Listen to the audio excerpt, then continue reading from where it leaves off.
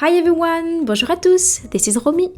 Welcome back to my show dedicated to altering and transforming your old clothes.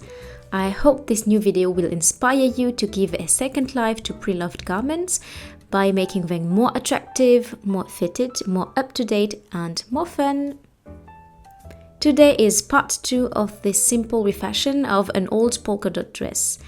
I found it in a second-hand shop for about $3. Both classic and timeless. I hope you love the cut of our new dress. Let's get started. C'est parti!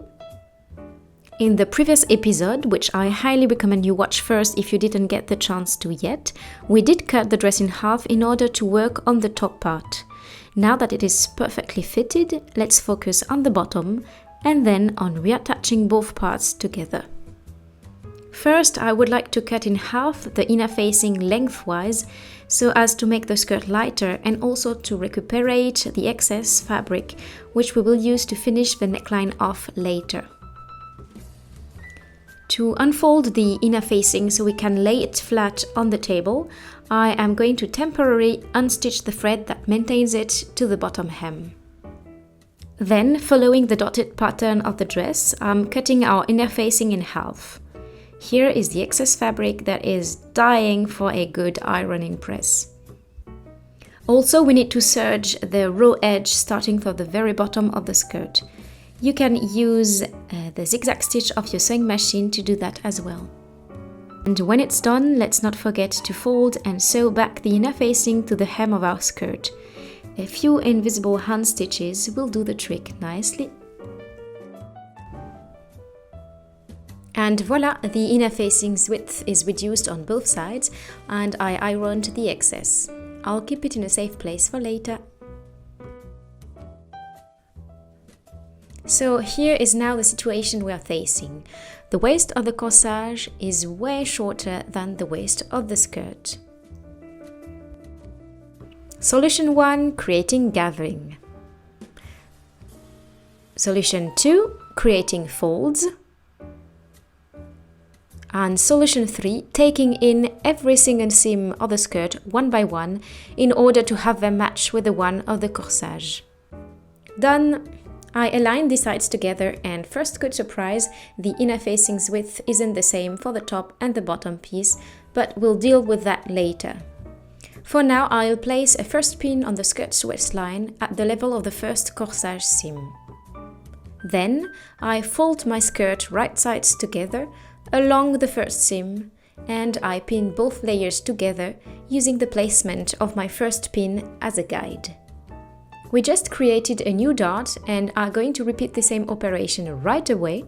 For that, I align again my pin with the corsage seam and I place a second pin at the level of the second seam. Be careful to align your pin with the seam itself and not with the serge or zigzagged edge, depending on the finish you made, of course. Then the process repeats itself until you have taken in every single seam of your skirt.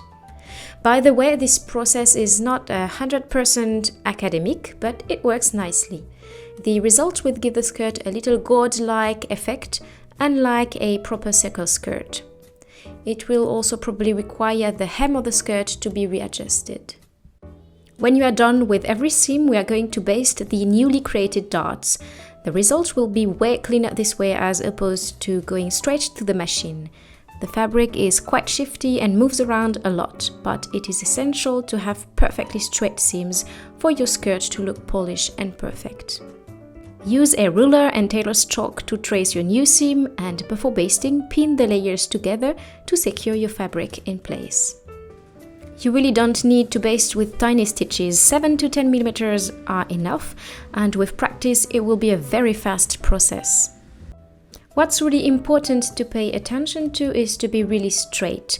The line starts at the guide pin on the waistline and then at about 7 to 8 centimeters from the bottom hem, it joins the existing seam harmoniously, without curve or angle.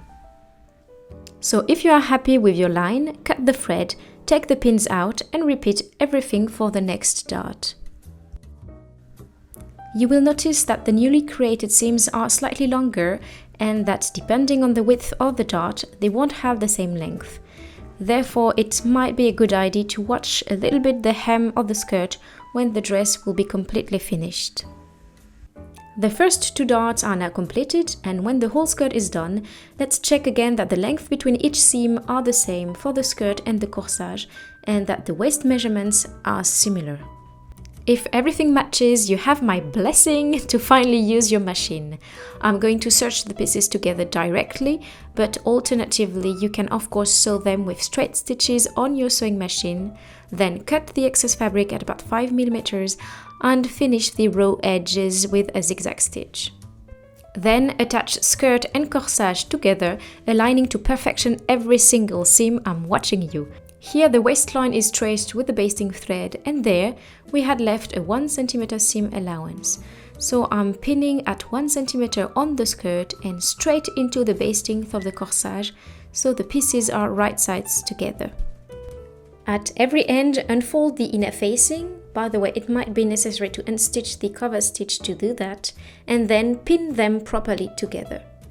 So now, starting from the very beginning, I am basting my pieces together using a bright color such as this gorgeous yellow.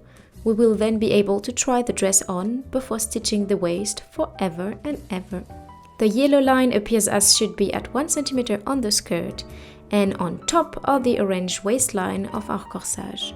Baste the whole length, try the dress on, and if no adjustments are needed, you can already get rid of the waistline markings from the corsage. Leave of course the thread holding together both pieces.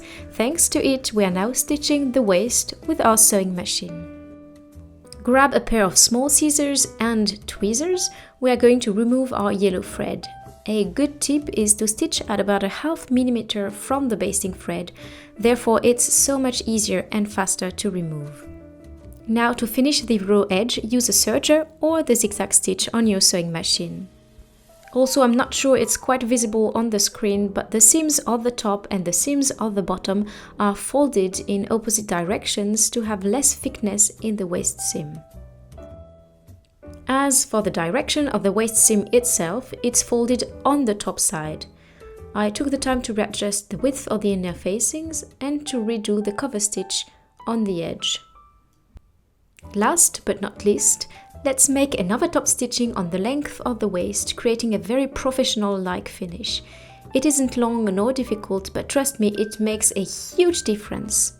Properly open the seam and perform a row of straight stitches at about 1 to 2 mm from the seam on the corsage side.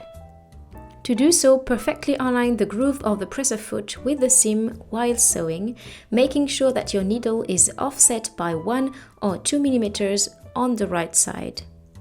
If moving the needle isn't an option for your machine, just align the groove with the expected sewing line, that is 1 or 2 mm on the right. Also remember that in the inside of the dress, the waist seam is folded on the side of the corsage. This way we are actually stitching into it at the same time. I'm quickly sewing back the 2 buttons I had to remove to be able to reduce the width of the inner facing and to sew the waist without struggles, and we are done for today. In the third and final episode of this refashion, we will see how to sew and insert the straps, and we will make a beautiful neckline finish. I am very grateful for you to subscribe to the channel, to say hi in the comments, and to give the video a thumbs up. It really makes a difference in helping me share these tutorials around. So again, thank you, merci beaucoup for your help and your time. Bye bye, à bientôt.